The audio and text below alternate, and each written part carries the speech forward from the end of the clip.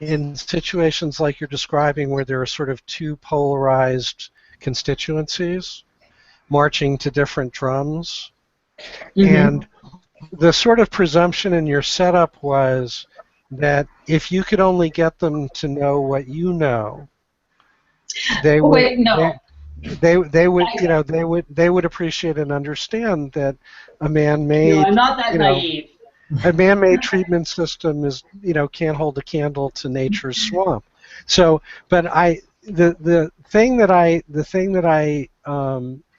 you know, believe in profoundly in those kinds of situations where you have a sort of a 3.0 world presence and mindset and frame of reference confronting a 2.0 world reference and frame of reference and mindset, is that, you know, the 2.0 world is much more primitive, and its sole sort of value metric is money and profit. Like, that is the governing principle that drives. Right. And there is no other quote value per se that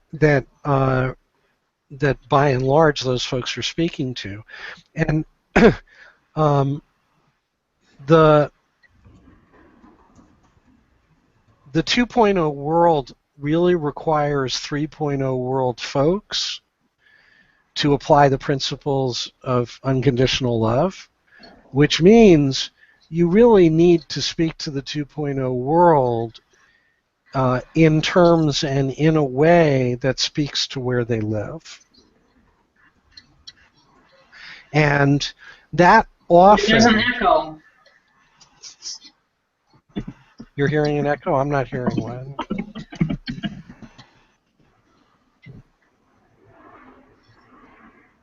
I'm not getting one on my end. I'm echo free, but I can mute myself so that it doesn't. Karen, I'm still hearing you talk when you're not talking. You might have another browser window open, possibly with this thing being viewed as a video. No, I turned that off. Karen might have that. Maybe I'll turn it off and come back on. Karen, if you have the group session open and running, that'll create a double. If you have a tab open on the group site, the Peeragogy group site that's streaming the video, it'll create. Oh, there we go. It'll create a double stream. Thank you. That was a brilliant Peeragogy moment. You helped me figure out the problem as it was occurring. Thank you. You're welcome. Okay, so can someone just recap that, because I was busy running around turning on lights and putting on cheese on my chili things. Man, those look good. Oh, if only there were 3D printing that you could just beam them over. Those look delicious. Oh, they're steaming! Oh, God. The steam to you. Thanks. Oh, I can smell them. So yeah, Doug, I didn't mean to say that it was a two-dimensional argument. It's just that one of the, it's a multi-dimensional, but one of the arguments that was posed today and is being, it's a big town thing, and the Board of Selectmen are involved in various industries in the area. I was just thinking about one section, kind of one letter that we received today, and this letter was really well written. And I think it was written by very well-meaning people who I think are honestly ignorant of the value of an ecosystem. That said, there are people involved in this process that are aware of the value of ecosystem, but they are much more interested in the profit motive. So just what I was trying to say is, Peeragogy, you're out on a very fundamental level of sharing information, is how do I share information that I have, the knowledge of the complexity of an ecosystem, and this with people who don't have that knowledge. And I think the more people who do have that knowledge, the easier it is to take care of the planet, basically.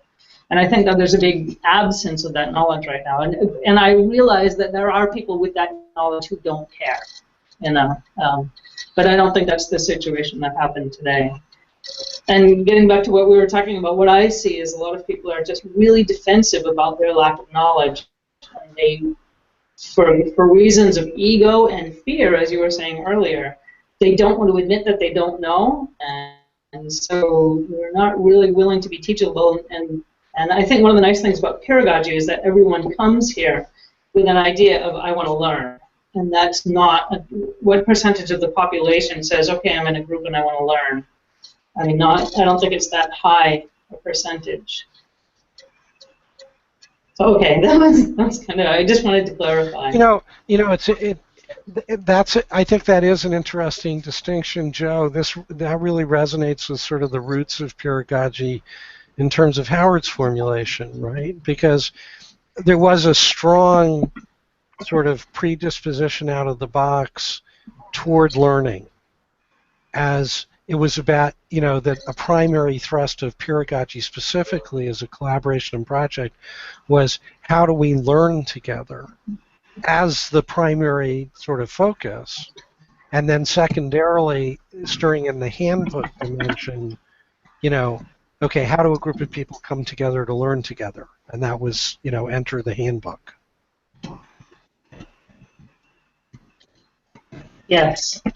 It's interesting about this thing going on in the chat about measurable, because like one of the things Charlie and I tried to do before there was a Peeragogy project, we tried to write a paper for a conference called the Learning Analytics Conference. We had this view, it's related as a measurable thing. It's like we had the view that somehow peers, if they could make learning measurable enough and assess each other's learning, it wouldn't have to be all multiple choice tests or whatever, but they could just kind of do it themselves, and that measurability was somehow the criterion that would allow the open source world to compete with the mainstream productized world, if I could just make that kind of comparison.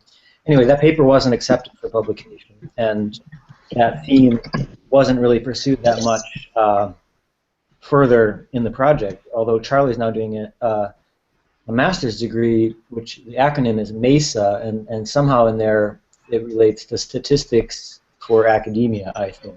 Education, statistics. Anyway, so something like that, measuring in learning. So I just wanted to point out that learning and measurement aren't necessarily opposed, but I don't know that they like together. Maybe kind of like oil and water, that they don't really mix and they shouldn't mix. I don't know. I don't really have an agenda about that right now, but back then I did have one. So just thought I'd throw that out there.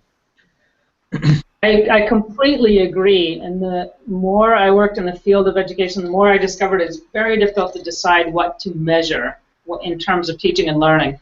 And one thing that I found is that, I mean, basically when you think of systems of education, I really like environmental ed, when you take kids outside and use American Forest Service system of discovery and say, wow, the trees are really small here, why do you think that is? And kids figure it out. But when you think of a city, it's just not, you can't do that. You don't have the resources. You have a limited budget, and you have, like thousands of kids that you have to basically keep off the street and try to get them to work together, most importantly, to learn from each other and to not hurt one another. And, I mean, I don't know about you, but when I go to a conference, if I sit down and I have to listen for more than 4 hours, my head starts to explode. And that's, 3 days out of, every couple of months. And, we expect kids to sit down in chairs for 6 hours a day, 5 days a week. It's absolutely absurd. But it's very difficult to find a system of, as you said, Doug, something radical has to change, because right now the system that we're using, it's very difficult to change that system. And so you have a system where, for example, in teaching language, language is a social skill. And in order to teach language, basically, you have like the Rosetta Stone and all of these self-learning things, but, they're very limited, because in learning a language, you have to, it's meant to communicate. And in order to learn it, you have to be able to communicate, and that means noisy classrooms, and that also means really difficult classroom management. It's a lot easier to, because I've taught history and I've taught biology, and it's a lot easier to write stuff on the board and tell everybody to sit in rows and be quiet and write things down and test on it. And then it is to get people to practice learning, practice speaking together, because they just get silly because they're kids, I mean, I would too if I was a kid. And one of the things that I've noticed in teaching language is that the things that are tested, getting back to the measurable and learning thing, the things that are tested are the things that are easy to correct. So what's easy to correct? Speaking, that's really difficult to correct. You know, what are you going to correct? Pronunciation, intonation? What part of pronunciation? Like intonation, is it going to be, you know, the use of the schwa in English? What is it going to be? And or, you know, reading, that's another thing that's difficult to correct. Or, you know, like everything is actually, like, writing is like deadly to correct. Anybody who works in editing knows. So what do teachers correct? Spelling, that's really easy to correct. You know, or grammar, you know, do you use the word don't correctly or not? And so I've seen teachers who will take a composition that's actually really well written, great argument, great recognition of the target audience, great register, fantastic vocabulary, but full of spelling mistakes, and that paper will fail. And then someone else will basically write a vocabulary list that has correct spelling but means absolutely nothing, and that gets an A because it's measurable. And so the issue, I'm glad you brought up the issue of measurement and learning, because it's really hard to decide how to measure someone's progress in learning, and we're doing that now in the States with the whole, you know, the continuation of the No Child Left Behind thing and grading teachers on kids' marks. I mean, it's absolutely insane. It's absurd. So I don't know. It's Doug. What's the solution? Well, Help! you know, the solution is to transcend the industrial education model, and the only sort of anecdotal person that I know that really figured out how to do that in an additive way is a teacher named David Preston. And what David did was he went to work in a Central Coast California typical high school, armed with a PhD in education, but an intention to figure out what's broken, how to fix it. And interestingly, it was in English Lit that he was teaching at the high school level, and he developed something that we sort of reframed as open source learning, and what it involved was it wasn't in contravention or adverse positioning relative to what existed, which is the existing curriculum and requirements, readings, tests, and whatever. But it was given that as a baseline. If we open the classroom up to the internet, and if we turn the class into a learning community, and if David took the leap off the cliff and recast himself as a facilitator, and the students as the captains of their own learning experience and journey, and as a team, what happens? And it's one thing to sort of pay lip service to that idea. It's another thing to actually do it. But he actually committed to doing that, executing that. And long story short, at the end of the first year beta, aside from all of the required things, which were all completed by 100% of the students in terms of curriculum and tests and meeting requirements, above and beyond that, this one class generated over 220,000 discrete artifacts of communications, postings, blog posts, projects, generative content, additional readings, games, projects that extended way beyond and outside of the classroom.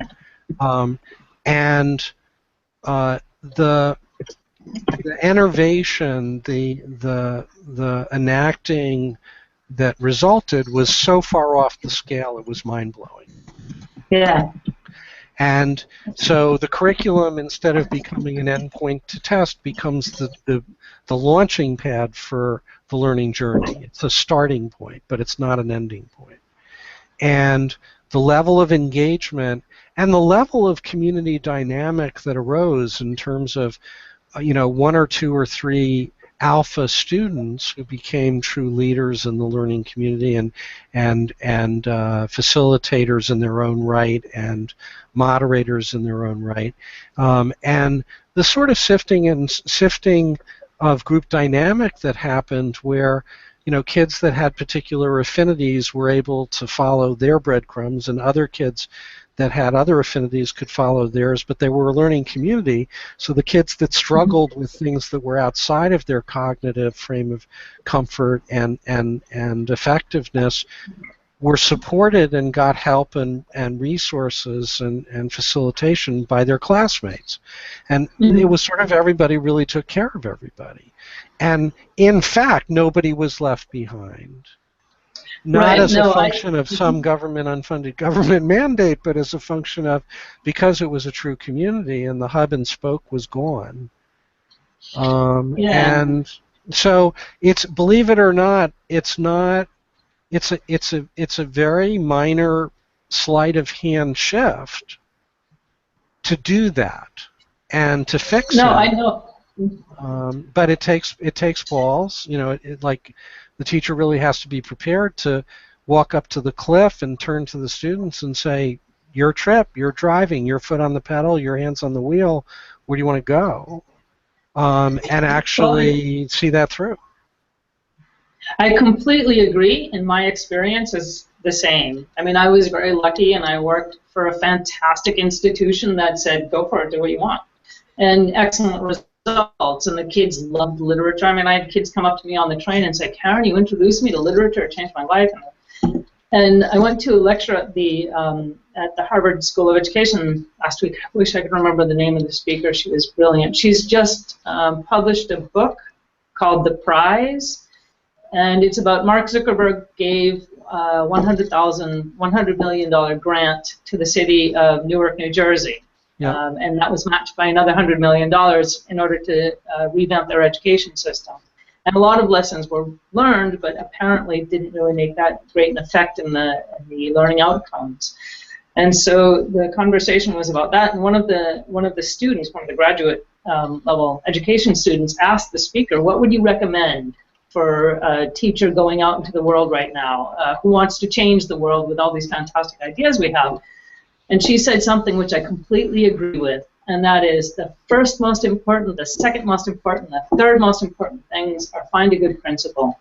Because I was really lucky, and I worked for a fantastic institution with great directors who basically said, let's try to change the system. But unfortunately, that was a luxury. That's not the common kind of situation. And I mean, I think it's been proven, I know at least in the circles I work in, it's been proven time and time again that you don't have to measure by grammar, vocabulary, and the rest of the kind of stuff in language teaching.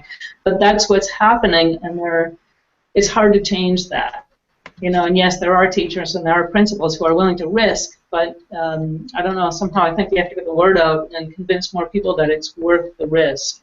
So I want to just jump in here because this whole conversation is reminding me of this paper I was reading. One of the other papers for PLOP, Pattern Languages of Programs. We're supposed to read the papers and critique them, so it's a great kind of peer model. Here's a picture from the system. You guys will probably, recognize. Here you're supposed to take this thing and find the y-coordinate of the vertex k, whatever k is. It's not even in there.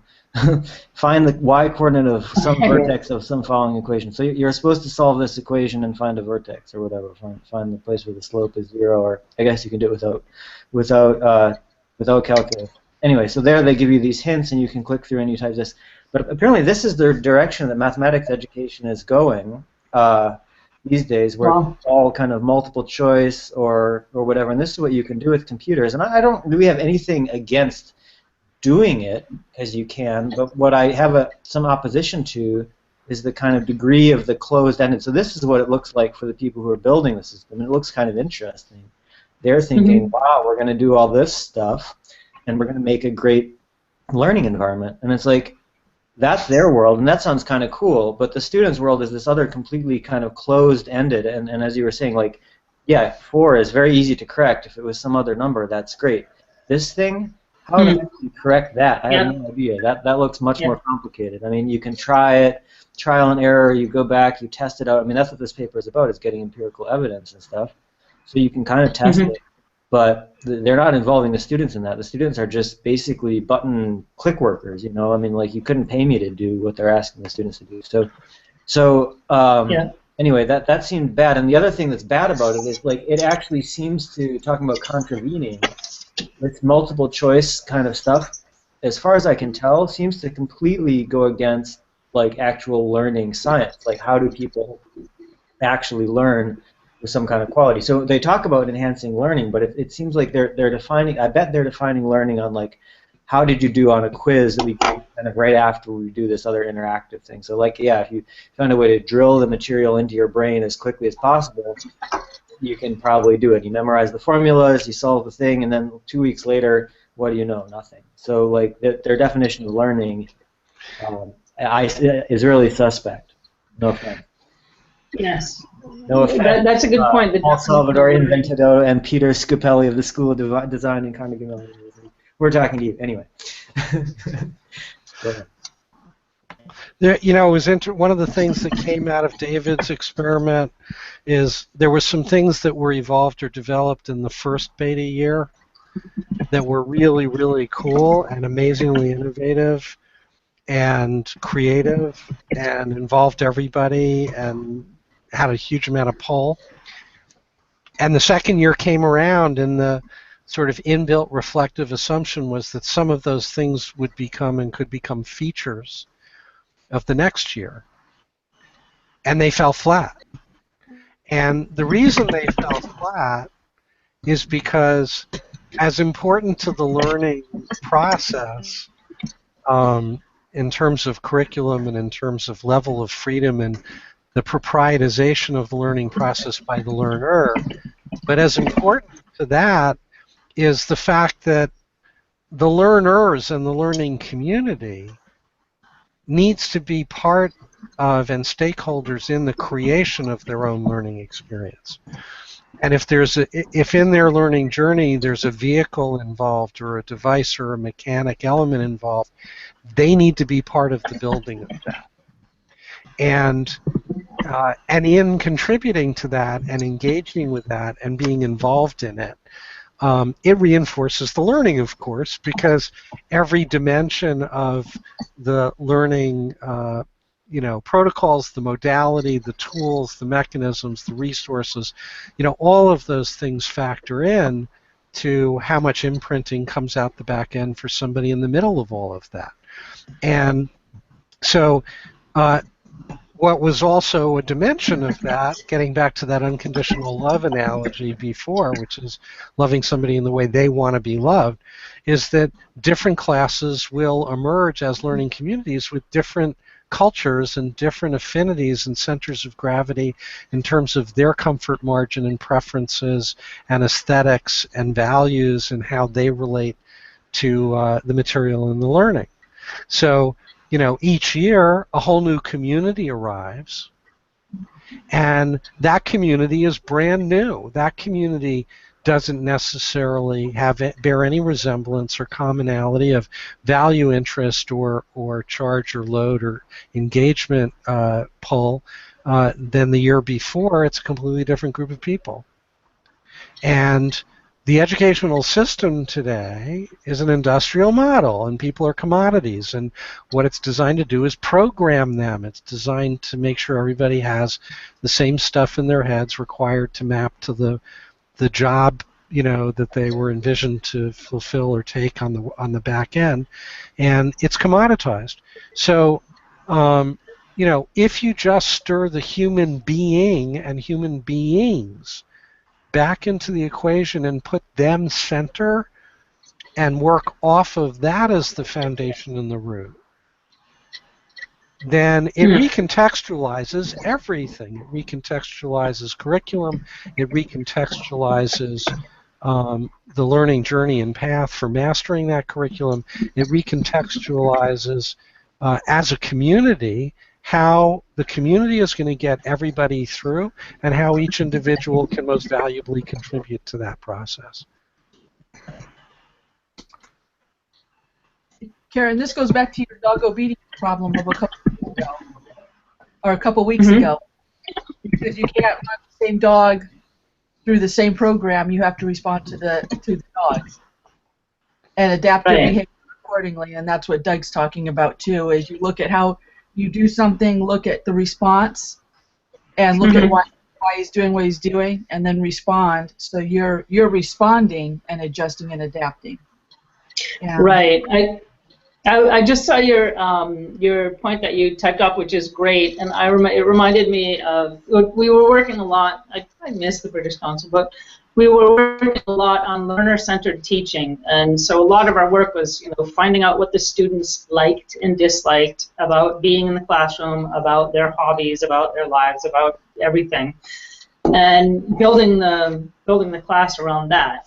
And I mean, again, I was really lucky to work in a place where I was allowed to do that sort of stuff. But it was very much with a focus on where are the students right now? What do they like? What do they dislike? What motivates them? What demotivates them? Where do I want them to get in terms of language? And how can we get from A to B? But again, you need really, really well-trained teachers in order to do that.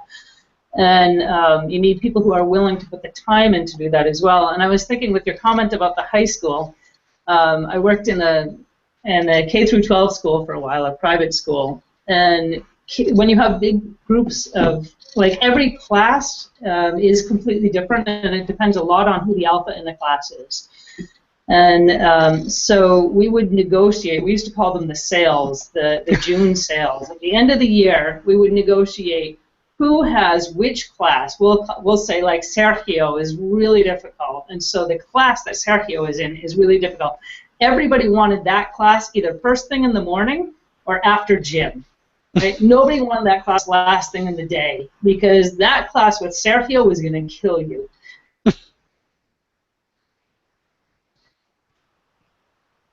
And really key for being an effective teacher is making sure that the students know that they're all safe in your class, that Sergio is not going to be able to pick on anyone inside your classroom or outside your classroom, because he's not going to have a chance to do anything to hurt anyone in your classroom.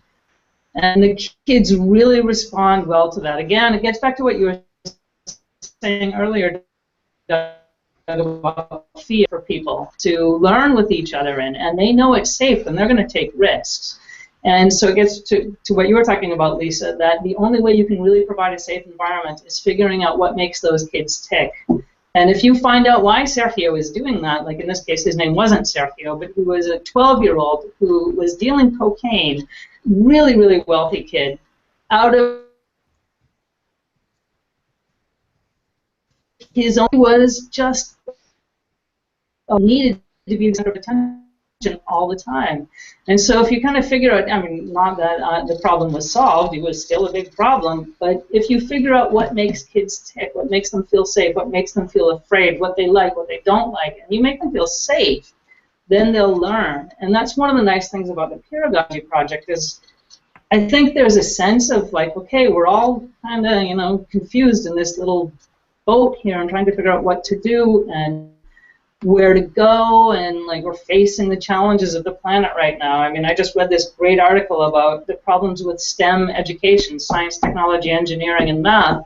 There's this big push in the United States towards purely STEM, and it's leaving the humanities out to the side. And those of us who love the humanities are saying, like, oh my God, no, we don't need anyone who, yes, it's good to have some people who know how to use screwdrivers effectively in order to repair the car, and they're fantastic, and some of my closest friends are mechanics. But we also need people who, look at the situation of anger, fear, and hatred and greed in the planet right now and say, like, oh, okay, well, a screwdriver is not going to help that. So I think it is a lot. Learner-centered teaching is key, but again, it's really hard to convince people that it's worth the effort to figure out what someone else is, your students, that you are learning from your students just as much as they're learning from you. So I don't know, that's just something that kind of came to mind. Well, I guess I'm going to just real quickly state something that's just a kind of super obvious thing, but that it's not just, going back to what we were saying, it's not just in school. This is the way all things that are funded work that way, including, say, for example, research grants, which is my world these days. And it's like, all of these same things that apply. You just change the nouns and the verbs a little bit, but the same thought structure applies. So I'm going to throw that out. That's so obvious it goes without saying, but it's worth pointing out that it generalizes. Yeah, it's a cultural. This is the cultural meme of the developed world, and the truth of the matter is it's failing. It's starting to break down, and the change is starting to manifest. It's percolating up, but it's percolating up bottom up, and it's percolating up as a function of individuals as agents of change, and then collectives and like-minded groups as agents of change, beginning to test and beginning to explore and beginning to manifest new ways of going about this.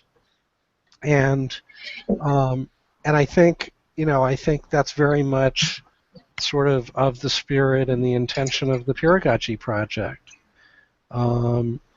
And we're one of probably, a million or two Peeragogy projects out there, of different scales and sizes, arising in different contexts: private sector, public sector, NGO, education, healthcare. It's happening everywhere, and in just about every field of endeavor and vertical. And to my mind, what it really, the perfect analogy is that, we're the imaginal cells, and right now, the imaginal cells are multiplying, and what we're still in the process of overwhelming the immune system, the caterpillar's immune system. We're still in the process of applying pressure and exposing malfeasance and doing the things that are precipitating the breakdown of the established order and the control of the established order. And I think, there's technology that harbors and bodes well for that to accelerate. I think blockchain technology is going to just cut the legs out from under the financial system, and financial services and the banking system. And once that becomes as easy to use as fiat currency, and pieces of plastic, those guys are goners. And it's not going to be through an adversarial process. It's going to be de facto. In the same way people, migrate from a AOL to an ICQ, and from an ICQ to a this, and Snapchat, whatever. And so, we're in the middle of that transition and change. My focus is, so how can we maximize our contribution to that and to accelerating it? Which is why I keep always sort of gravitating back to how-to and mechanics and protocols, tools and approaches, for people to come together and do it 3.0 style. So Doug, if you guys could click, I think you'll really like this. Maybe you've seen already. I made this draft of a Peeragogy creed. This is totally inspired by you. And in fact, it says how to do these three things there: how to secure trust, how to assure fairness, and how to stay in touch. This is kind of inspired by a cookbook that my ex-girlfriend shared with me. I love that. How to cook a wolf. I love that. Yeah. So, but there's all these interesting recipes. How to rise up like new bread and all this kind of stuff. So, anyway, these great. Interesting recipes inspired by how to cook a wolf. But there's only three of them. There's only three of them, and I just thought it's worth. This is probably not a comprehensive list. Some of the earlier developments towards this goal. There's a list that goes to 9, but I think it could probably go to 10 or 20. Well, 9. It could go to 10 definitely. Probably go to 20 of our own earlier attempts, and then other examples elsewhere. So, for example, the David Preston's stuff. No doubt he has a blog post stating his principles, but yeah. But we've tried this about 1 million times, I think. Yeah, I think I did see this when you shared it. You posted it, I think, fairly recently, and I looked at this, and it for me it sort of is starting the story in the middle. Uh-huh. That there's some foundational work that precedes this. One chunk of it is the values definition work, which is what are our shared values that everybody accepts, agrees to, and signs off on. And when I say signs off, I mean literally that a set of values maps to an agreement which says, I here, me, Doug Breitbart, hereby agree to support, uphold and manifest these values in my engagement with this project at all times going forward. And that off of that as the root and the foundation, a bunch of things like this that are sort of prescriptive extrapolations can be derived.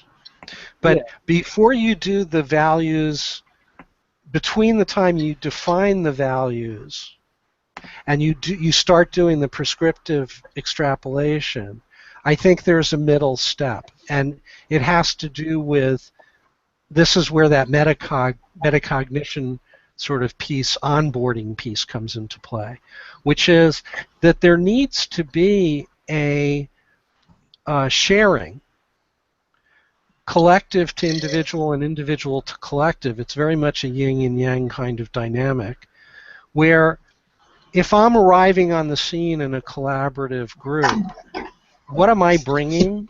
Like, what's in the sweet spot of my value to contribute?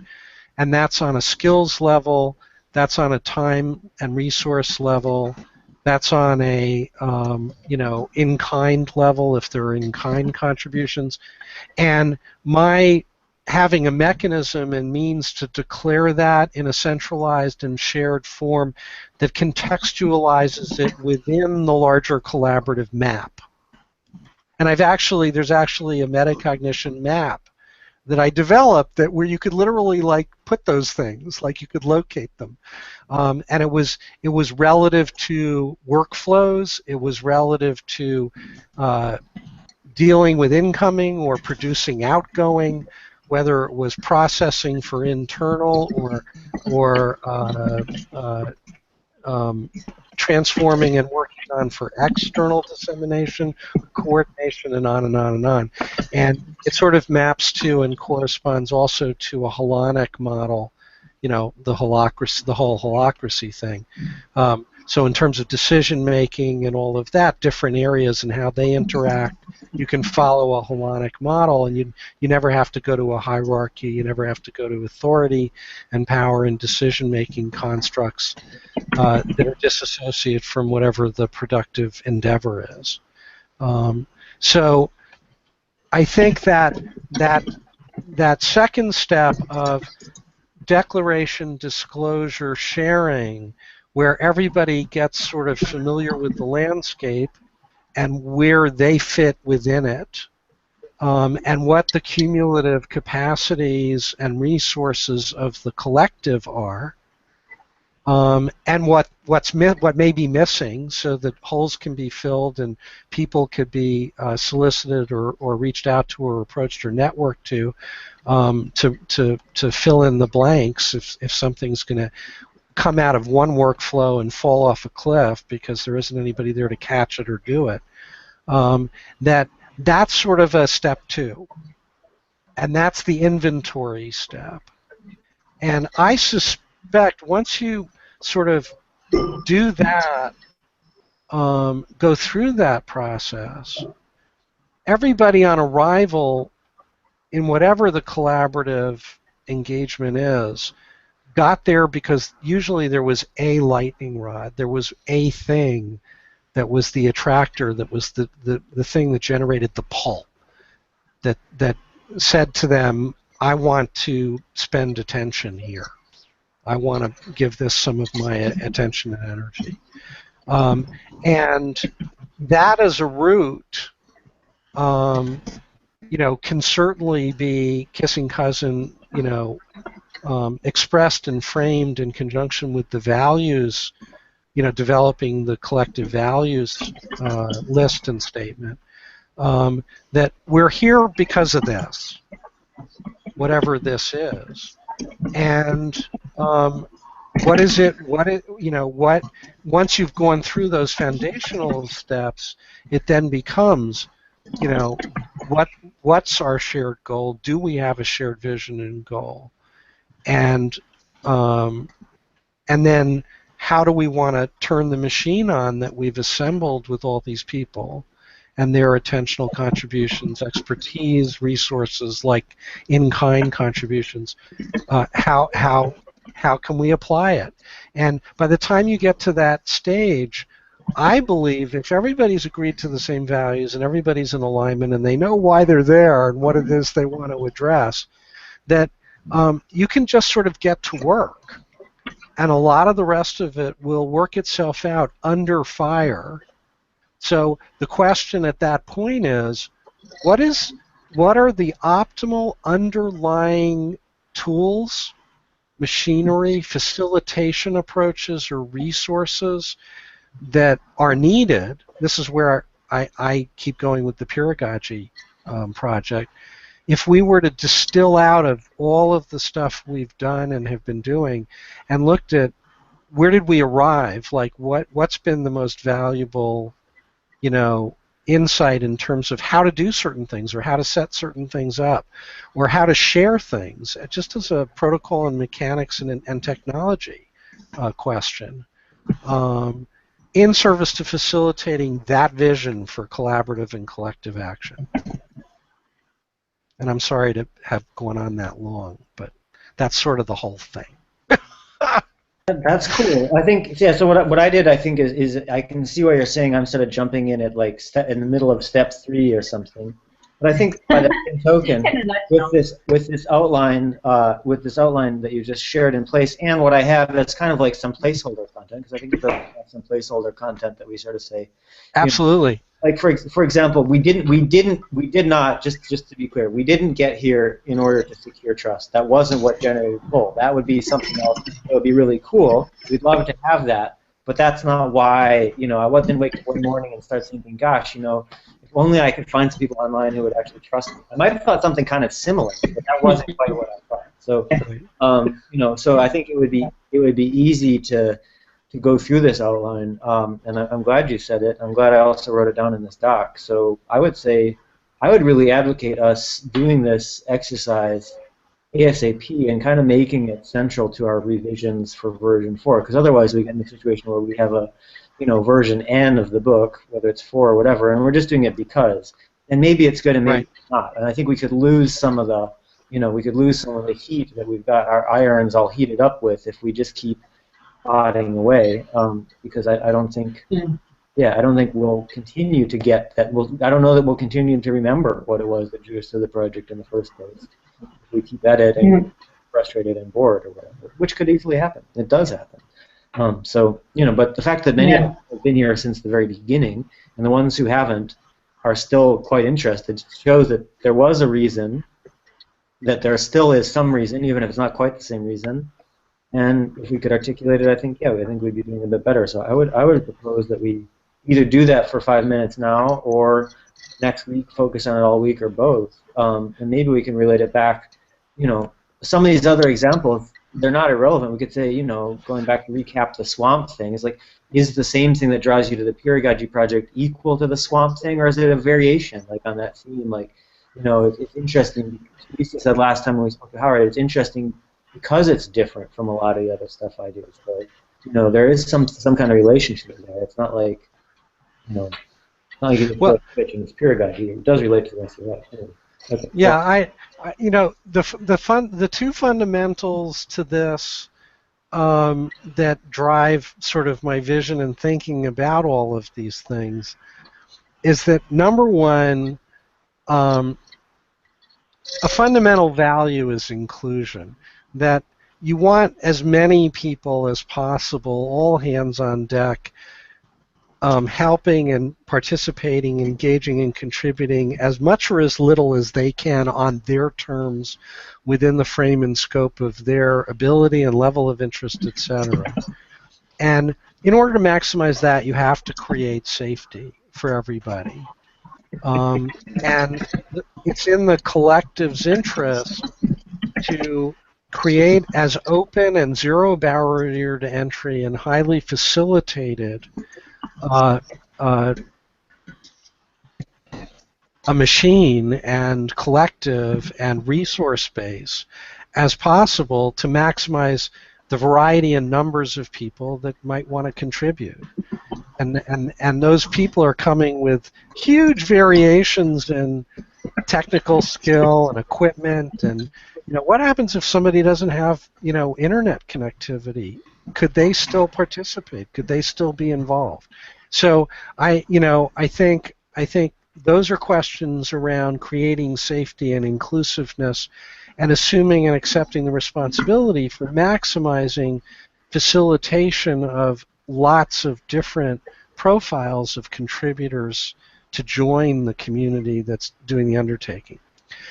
The second piece of the puzzle in fleshing this out and building it out and mapping it and really filling in the blanks is that you'll notice that the part 2 and the part 3 are very much agnostic. And what I mean by that is that the idea is to set up the facilitation and the how-to and the tools and the resource base and the platforms and mechanics and protocols to lay those out, but to make sure that in the doing of that, we don't invite the sins of the 2.0 industrial model that's so ingrained and imprinted in us, that we really design that and do that as 100% purely in service to the participants. The content, the decision-making, the discretion, the choices about workflows and patterns and all of that, that's up to the people in the collaborative endeavor. But how can we maximize supporting and facilitating them in their doing, but in a way that doesn't have any English built in, that creates hierarchies, that creates power centers, that creates bases for conflict or bases for power struggle or conflict, because that's part of the systems that we're trying to leave behind. And they're designed to do that. They're designed to, even best efforts, they're designed to surface hierarchies and concentrations of power. And I had this incredible experience I'll share that's like perfect for this. So there were a group of us that were involved with a community where the founder of the community had expressed all the right language and intentions about one for all and all for one. And an unfortunate twist and turn occurred where he blew it up. And he declared himself king, and this was really all his, and whatever. And there were a bunch of us that really went into shock for a minute. But the hardy band of survivors, sort of assembled outside the original source of this to reform and to reconfigure a new us from scratch. And one of the first things we wanted to do was set up a group or a community in Google to facilitate and service us. But there's a problem. In order for that to happen, one person has to be the owner, the founder. And there's no way to set up a group or a community in Google without that. There's no way to lose the creation of a God with unlimited authority and discretion going forward to decide at some point or another down the road. You can designate lots of moderators, giving them lots of sort of admin authority over what shows up and what gets posted and what gets sorted and sifted, whatever. That's all fine. But there was no way to eliminate the authoritarian fact of ownership that ultimately planted a seed for what had just happened to us to happen again at some point in the future. That's how insipid and profound this industrial 2.0 construct is imbued in everything everywhere, and not letting it exist at all, not inviting it to your party, is actually a really challenging thing to do. Like the vigilance required to see where the seed gets planted or instantiated is really wild. And I share that example because it's really tough to not revert to old habits. Totally true. I'm going to share another quick image, which I think this is like the best we can do is probably what I'm about to show you. But I'd be open to a discussion about that. But so here's this image. It's called the zip law. This apparently is NBA Facebook likes. So you like either the Lakers, the Bulls, the Heat, the Celtics, blah blah blah, like that on Facebook. Apparently the Lakers are doing pretty well, probably because they're originally from Minneapolis. But the Bulls are like just about as doing as well from Chicago. And Celtics, I mean, you know, all the places where we go, right? The people seem to like the sports teams there. So what we're following the same curve. No, that wasn't the point I was trying to show you. The point I was trying to show you is that there's always going to be some most, you know, it's going to be the Lakers, or it's going to be, you know, Hillary Clinton, or it's going to be whatever. You know, you get Hillary, you'll get Bernie, and out here somewhere is Lawrence Lessig, way over here. Right. Somebody's always going to win. Yeah, and someone's always going to win. So that's the thing. Well, this doesn't necessarily have a winner, but even without a winner, this could be contributions to Wikipedia, or contributions to the Peeragogy handbook, or contributions to a conversation, or contributions to, you know, the number of words in the essays that Karen was grading, or whatever. They're always going to look sort of like this, and some might be really steep, like one person does everything and like a lecture would be, one person does all the talking and no one else does anything. Others might be a lot more long and spread out, like, I don't know, jostling people on the subway, but there's going to be one guy on there who does the most jostling. You know what I mean? So I feel like that might be the hard constraint, that we're stuck with that no matter what. We don't have to designate the person who does most the leader. We don't have to designate the person who does least the moderator. I don't know. We don't have any more constraints, but we may be always stuck with some picture like that. That's the hypothesis. There's no question there's always going to be that curve. But I think it's the operating underlying value through which you look at that curve that changes. And if you get rid of the 2.0 industrial model, and you look at it as additive and cumulative and inclusive, what it means is that 100% of all attention and contribution is valuable. Even somebody who's registered and never appears, but they're reading it every week, I believe that energy attention adds to the center of gravity of the collective undertaking. And so if you value both ends of that curve equally, not from a quant or from a distribution of revenues or profitability, you know, lens, but you look at it as a collective and cumulative effort, an agenda of people with shared values and a common goal, that the variations in magnitude almost become irrelevant. And they may map to mechanisms down the road of more may map to greater need of financial allocation or reward or attention as a supporting and sustaining function of the collective effort rather than less, but it's no longer a sort of, you know, it's not based on a profit and self-interest root and value. It's based on an in-service to the collective. If somebody's working full-time on this, then this needs to support them.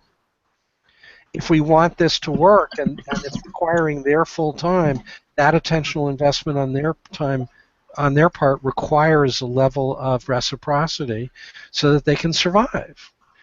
It's not that we're existing in a fantasy or a vacuum that doesn't recognize and acknowledge fiat currency still underwrites roof over the head and internet connectivity and all the means and tools to do. but it's coming from a different place.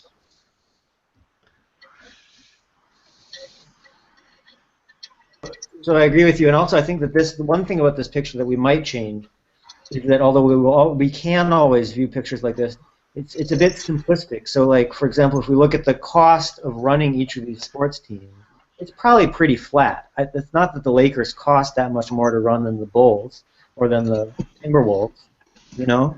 I mean, Timberwolves and the Lakers are, like, probably equivalent in terms of how much it costs to run. Just about, you know what I mean? Or the Magic or whatever. So, like, you know, but so if we have these needs and we say, yeah, we all basically need to eat. Some of us have jobs. Some people maybe have extra money so they can contribute money. Some people maybe have extra time so they can contribute time. Absolutely. Maybe have extra food so they can invite people who need to eat to dinner or whatever.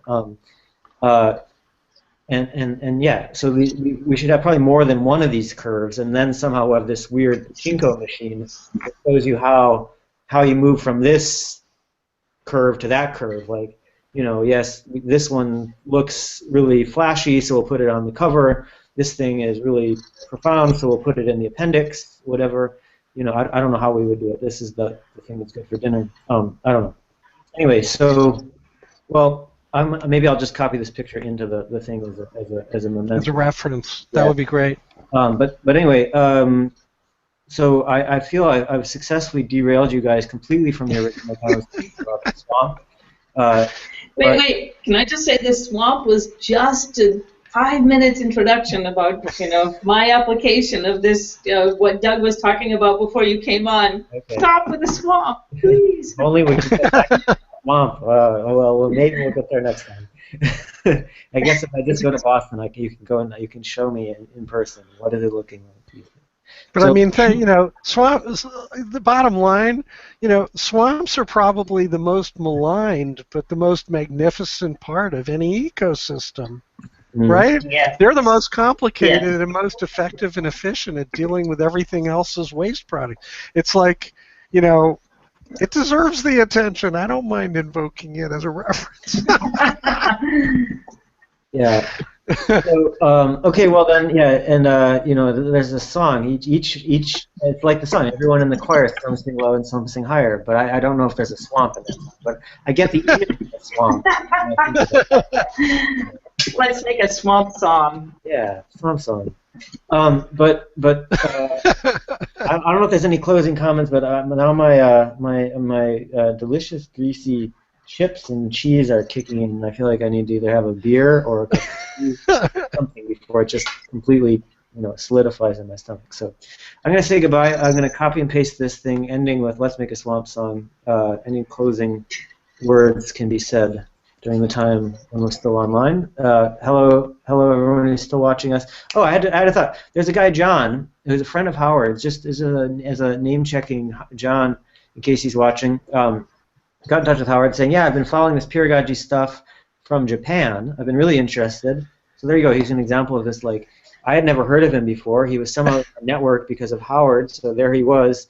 There you go. Maybe he's Haley's Comet. He's coming in. He's gonna, you know, extinguish all the dinosaurs or something for us. Thank goodness. Get rid of those nasty dinosaurs. No swamp for us. Yeah. Thought I mentioned that. Anything else before we say goodbye? It's nice. Oh yes, there is other things. Karen. Proofreading. Yeah, if you want to sign the contributor agreement, I think you probably know what it is. I don't know how you sign it these days.